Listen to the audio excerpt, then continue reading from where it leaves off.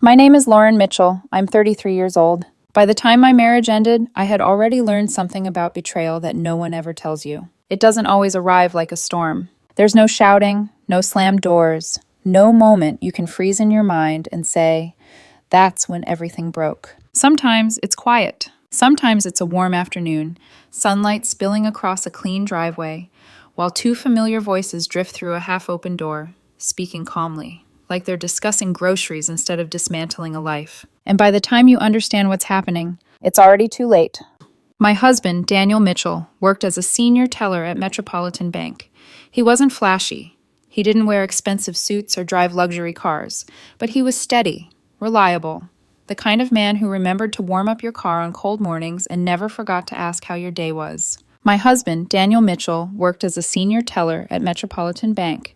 He wasn't flashy. He didn't wear expensive suits or drive luxury cars, but he was steady, reliable, the kind of man who remembered to warm up your car on cold mornings and never forgot to ask how your day was. We had a son, Ethan, 7 years old, bright, curious, still small enough to fall asleep on the couch with his head in my lap. We lived in a modest house in the suburbs, mortgage paid on time, groceries stocked, weekend routines that felt predictable in the best way. It wasn't exciting, but it was real, and for a long time, it was enough for me too, until I met Adrian Blackwood. Adrian was everything Daniel wasn't. He was the new regional director, Daniel's boss. 45, silver at the temples, the kind of man who walked into a room and didn't need to raise his voice to control it. He drove a Bentley, wore a watch that probably cost more than our entire kitchen renovation. And when he looked at you, it felt like being chosen. The first time he spoke to me, I was standing by the coffee machine in the bank lobby, waiting for Daniel to finish with a customer. "You must be Lauren," he said, smiling like he already knew the answer. "Daniel talks about you." I smiled politely. "I hope only good things." "Only the best," he said, but his eyes didn't move away from mine, though I think he undersells you. It should have meant nothing. Just a compliment. Just a conversation. But it didn't feel like that. Not to me. After that, he always found reasons to talk to me. A comment about my dress. A question about my day. A lingering glance that lasted just a second too long. Daniel thought his boss was just being friendly. I told myself the same thing. Even as I started choosing my outfits more carefully on the days I knew Adrian would be there. Even as I began to notice the difference between the life I had and the life he represented. The first crack came quietly. It always does. "You're too beautiful to be a bank teller's wife," Adrian said one afternoon when we were alone in the break room. I laughed it off at first, but he didn't. "You should be traveling," he continued. "Living somewhere with a view, not settling." Settling. The word landed heavier than it should have. "My life is fine," I said, a little too quickly. He tilted his head, studying me like he could see through the answer. "Fine," he repeated softly. "Is that what you want to be? Fine?" That night, I sat across from Daniel at our kitchen table, watching him talk about a possible promotion. $200 more a month. He looked proud, excited. And for the first time, I didn't feel proud with him. I noticed the scuff on his shoes, the way his shirt didn't quite fit right anymore, the way his dreams suddenly felt small, and I hated myself for thinking it, but I didn't stop. Adrian's words took root. "You deserve more." The idea grew slowly, wrapping itself around everything I looked at. Our house felt smaller. Our life felt quieter. Daniel felt less. The affair didn't begin with a decision. It began with moments. Coffee that lasted too long. Lunches that blurred into afternoons. Conversations that crossed lines we both pretended weren't there. The first time his hand brushed mine, I didn't pull away. The second time, I leaned into it. I told myself lies. That it wasn't real. That it was just physical. That Daniel would never know. And what he didn't know wouldn't hurt him. 6 months in, I was standing in a hotel suite that cost more per night than our monthly mortgage. City lights stretching endlessly beyond the windows. Champagne on the table. Adrian behind me, his voice low. "Leave him." I turned slowly. "It's not that simple." "It is," he said. "Come be with me. I'll give you everything. You and Ethan. Private schools, travel, a real life."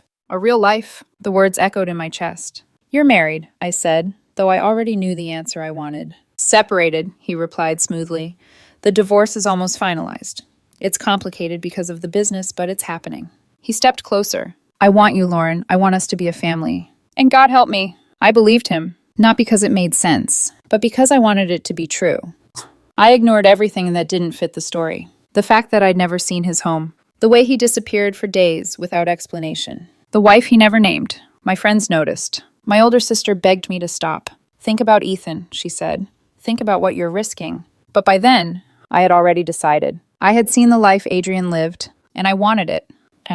Daniel was a good man. He loved me. He loved our son. He worked hard every single day to give us stability. But somewhere along the way, good stopped feeling like enough. And that was the moment everything truly began to fall apart. Even if I didn't say it out loud yet.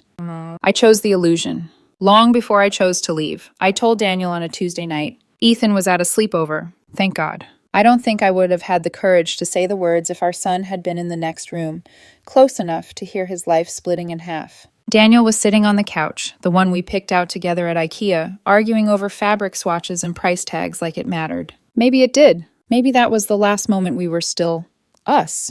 I'm leaving, I said. I didn't look at him. I stared at the wall just behind his shoulder, like if I focused hard enough, I wouldn't have to see what I was doing. I'm in love with someone else, I added. Someone who can give me the life I deserve. The words sounded rehearsed, clean, controlled. Like I was presenting a logical decision instead of confessing a betrayal. Daniel didn't shout. He didn't stand up. He didn't even interrupt me. He just sat there for a moment, quiet, like his mind needed time to catch up with what his ears had just heard. Who? He asked finally. Just one word. Soft. Careful. Adrian, I said, your boss. We've been together for 8 months. And then I made the mistake of looking at him. I watched it happen. The realization. The connection of every small moment over the past year, every conversation Adrian had with him at work, every casual question about his family, every smile. All of it rearranging into something ugly, something real. You've been sleeping with my boss, Daniel said slowly. It wasn't a question. And Ethan? His voice cracked when he said our son's name. I swallowed. He'll come with me. The silence that followed felt heavier than anything he could have said. Adrian has more space, I continued, forcing the words out. He can give Ethan opportunities you never could. Better schools, a better life. That was when Daniel looked at me, really looked at me. And something in his eyes, shut off. You're taking my son, he said, his voice low, to live with the man you cheated on me with. It's what's best for him. Even as I said it, something inside me twisted. But I pushed it down, because I had already decided who I was going to be. Get out! Daniel stood up so suddenly it made me flinch. Get out of my house now! It's my house too, I snapped, clinging to something. Anything that made me feel less like the villain. Get out, he repeated, his voice shaking now. Before I say something I can't take back. I left that night with 2 suitcases. I didn't cry. I didn't hesitate. I told myself I was choosing a better life. That Daniel would understand eventually. That Ethan would thank me one day. Adrian's penthouse was everything I imagined. Floor-to-ceiling windows. A skyline view that made the city feel like it belonged to him. Marble counters. Soft lighting. The kind of silence that comes from expensive walls. I walked in and thought, this is it. This is what I was meant for. The red flags were still there. I just didn't see them. Or maybe I did. And chose not to. There were rooms I wasn't allowed into. Calls he took behind closed doors. Days he disappeared without explanation. His wife, still nameless, still invisible, still conveniently absent. But I was too busy living the version of my life I had already committed to. Champagne dinners, designer bags, restaurants where one meal cost more than Daniel earned in a week. I told myself this was proof I had made the right choice. Daniel filed for custody. I wasn't worried. Adrian had lawyers. Real lawyers. The kind that didn't blink in courtrooms. What could Daniel do against that? He was just a bank teller. And 2 months after I moved in, everything broke. Not loudly, not dramatically, just all at once. I came home early that afternoon, shopping bags still in my hands. I remember thinking I'd surprise Adrian. Maybe we'd open a bottle of wine, sit by the windows, talk about the future I had already started to believe in. Instead, I found him in his office, pale, sweating, papers scattered everywhere. His hands were shaking so badly he could barely hold his phone. Adrian!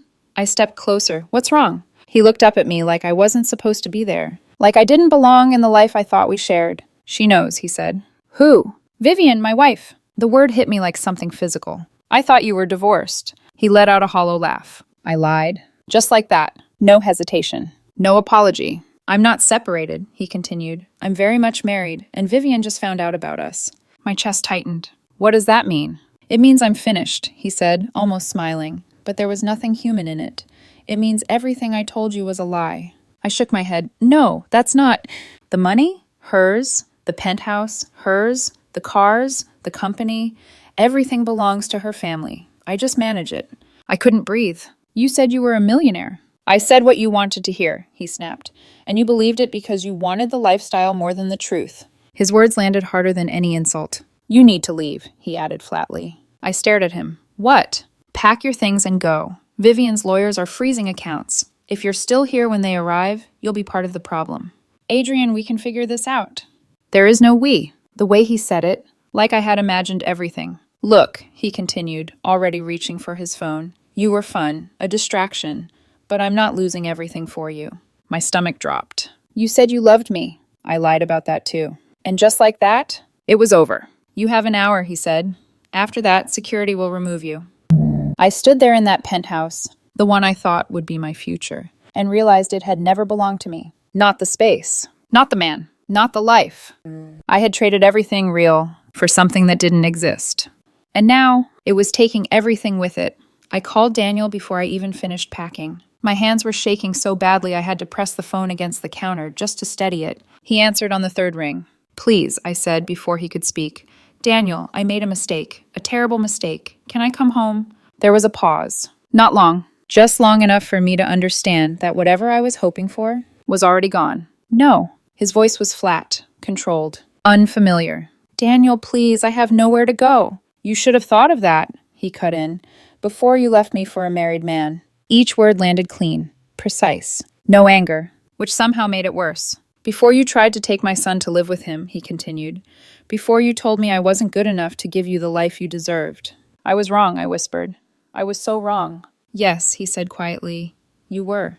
There was no hesitation, no softness. And now you get to live with it. Daniel! Don't call this number again. All communication goes through my lawyer. The line went dead. I stared at my phone for a long time after that. Then I called Ethan. He picked up on the second ring. Mom? His voice was small. Careful. Hi, baby, I said, already crying. I need to talk to you. Silence. Then, I don't want to talk to you. The words hit harder than anything Daniel had said. Ethan, please. Dad said you left us. I swallowed. That's not it. He said you didn't want us anymore, Ethan continued, his voice shaking now. Because we weren't rich enough. That's not true, I said quickly. I love you. I always love you. Then why did you leave? I didn't have an answer. Not one that a 9-year-old could understand. Not one that didn't sound exactly like what it was. I thought, my voice broke, I thought I was doing something better for us. There was a pause. Then, quietly, Tyler's mom says you're a bad person. I closed my eyes. She says you made Dad cry. Somewhere in the background, I heard an adult voice calling his name. I have to go, Ethan said quickly. Ethan. The line went dead.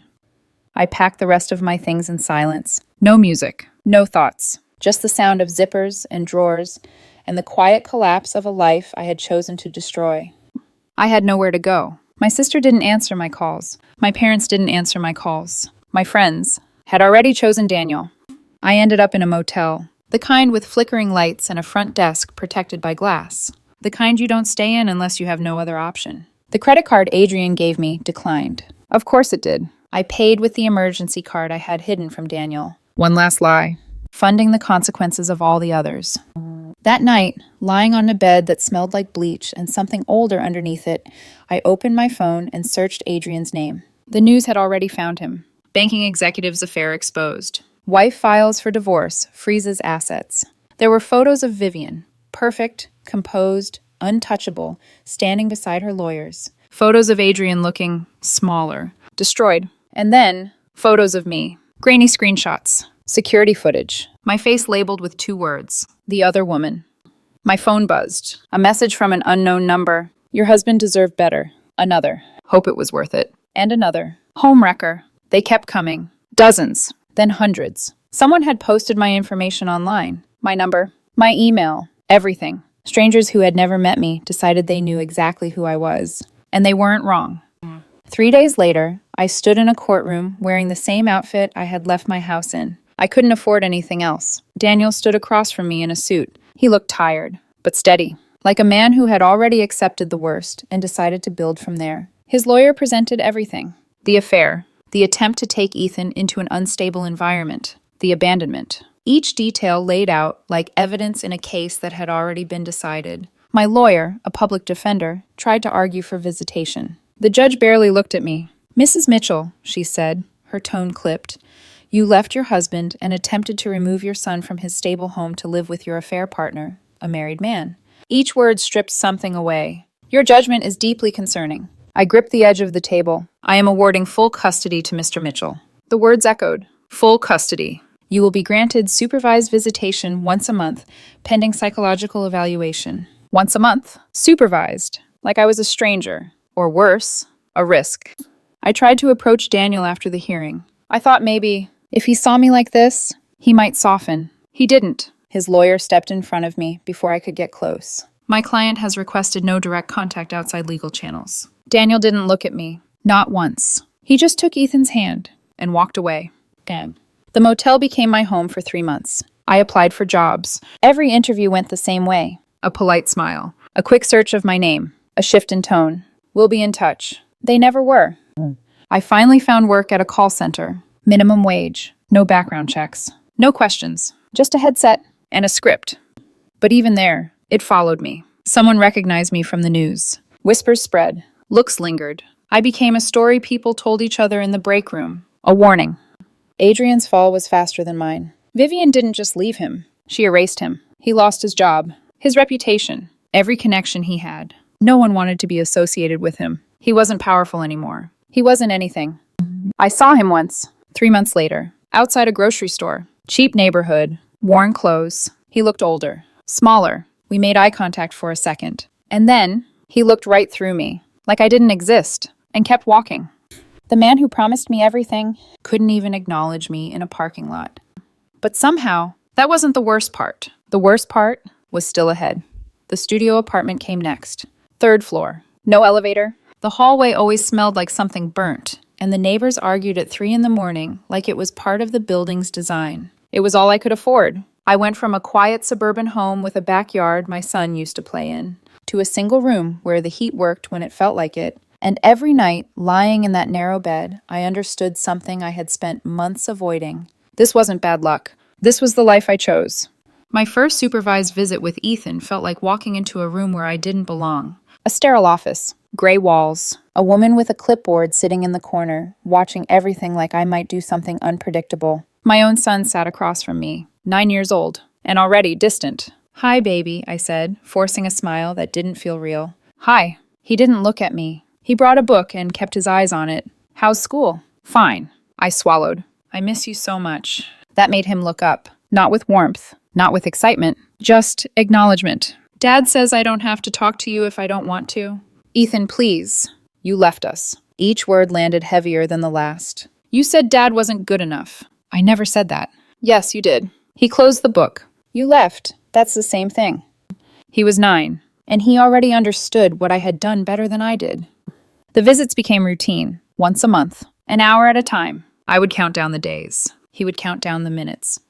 Time moved forward, even when I felt stuck. Daniel got promoted. Then he left the bank, started something on his own. I didn't understand it at first, something about finance, about helping regular people invest. But then I started seeing his name, online, in articles, on social media. My sister, who still wouldn't speak to me, shared one of them. Former bank teller launches investment platform. I stared at the photo for a long time. Daniel looked different, not richer, not flashy, just certain. Then the articles kept coming. Funding, growth, interviews. I watched from my desk at the call center, headset pressed against my ears, repeating the same script over and over, while my ex-husband built something real, something lasting. "I wanted to prove that you don't need to be born rich," he said in one interview, "or marry into money to build something meaningful." I knew who he was talking about. He didn't say my name. He didn't need to. A year after I left, his company went public. Billionaire. The word didn't feel real until I saw the photos. Daniel standing at the stock exchange. A suit that fit perfectly. Confidence that didn't come from money, but from everything he had survived. And beside him, Ethan, older, taller, smiling. My son, growing up in a life I thought I deserved. Without me. I tried to reach out. A letter, returned unopened. A phone call, blocked. A message through his office, declined. The visits continued, but they changed. Ethan changed.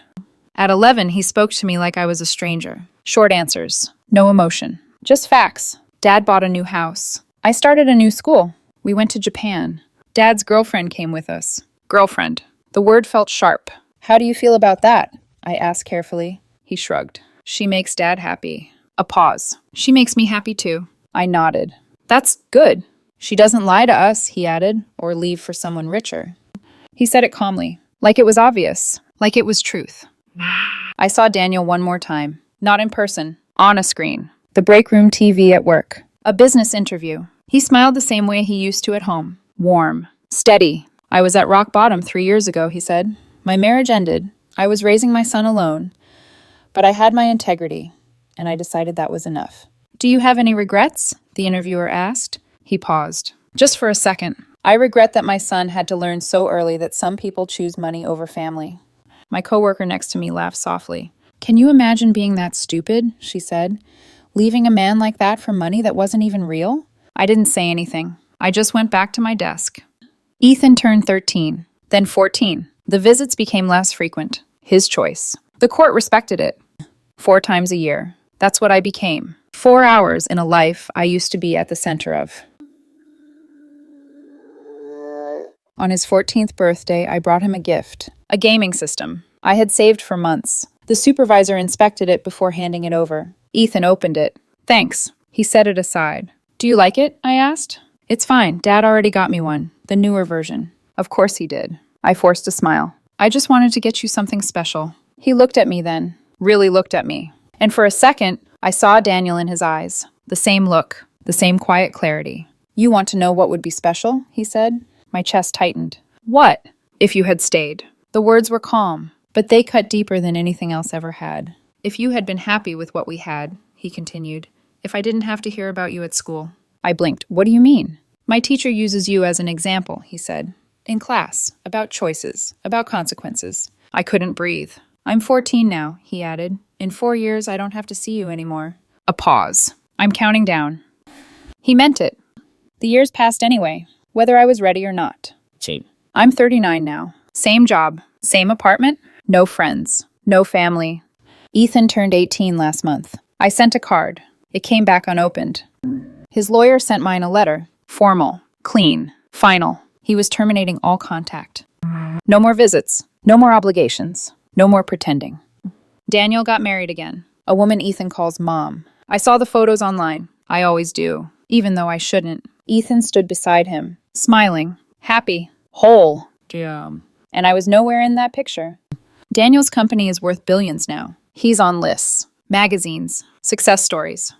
Sometimes, I see his face on a cover and have to remind myself, that man used to be mine. So did the boy standing next to him. I traded them for a life that didn't exist, for money that wasn't real, for a version of myself I thought I deserved to be. And now, this is what I am. A voice in a headset, a name people whisper about, a cautionary story. There's no redemption here. No version of this where I fix it. Some choices don't come with second chances. I had a man who loved me, a son who adored me, a life that was real, and I decided it wasn't enough. So if you're standing where I stood, thinking you deserve more, look carefully at what you already have, at what's real. Because I chose the illusion, every single day, for 8 months. Egg. And I've been paying for it, every day since. There are some betrayals you don't come back from. I know that now. But knowing doesn't change anything.